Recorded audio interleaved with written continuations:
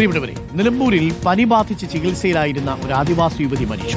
ചോലനായ്ക്കർ വിഭാഗത്തിലെ കരുളായി ഉൾവനത്തിൽ താമസിക്കുന്ന സുസ്മിതയാണ് മരിച്ചത്. 3 ആഴ്ചയ്ക്ക് മുമ്പാണ് സുസ്മിതയ്ക്ക് പനി തുടങ്ങിയത്.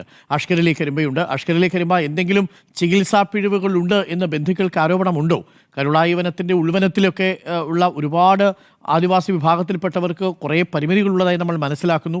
എന്തെങ്കിലും ചികിത്സാ പിഴവെന്നൊരു ആക്ഷേപം ഉയർന്നിട്ടുണ്ടോ ഇപ്പോൾ?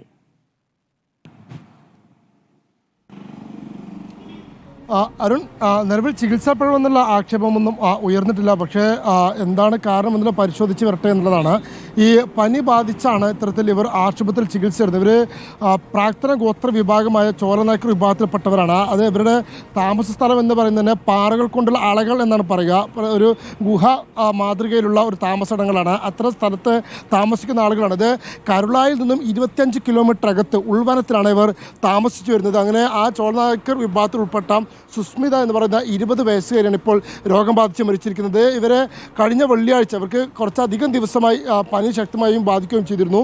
വെള്ളിയാഴ്ചയാണ് ഇവരെ ജില്ലാ ആശുപത്രി, നിലമ്പൂർ ജില്ലാ ആശുപത്രിയിൽ ചികിത്സയ്ക്ക് വിധേയമാക്കുന്നത്. ഇന്നലെ വൈകുന്നേരത്തോടു കൂടി തന്നെ ഇവരുടെ രക്തസമ്മർദ്ദവും വളരെ വലിയ തോതിൽ കുറയും. അതോടൊപ്പം തന്നെ ശരീരത്തിലെ ഓക്സിജൻ അളവൊക്കെ തന്നെ വലിയ തോതിൽ കുറയുന്ന ഒരു സാഹചര്യമുണ്ടായി. പിന്നീട് ഇവരെ തീവ്ര പരിചരണ വിഭാഗത്തിലേക്ക് മാറ്റി തുടർ ചികിത്സകൾ നൽകുകയും ചെയ്തിരുന്നു. പക്ഷേ പിന്നീട് ഇവരുടെ ജീവൻ രക്ഷിക്കാനായില്ല എന്നുള്ളതാണ് ഇപ്പോൾ ആശുപത്രി അധികൃതരും പറയുന്നത്.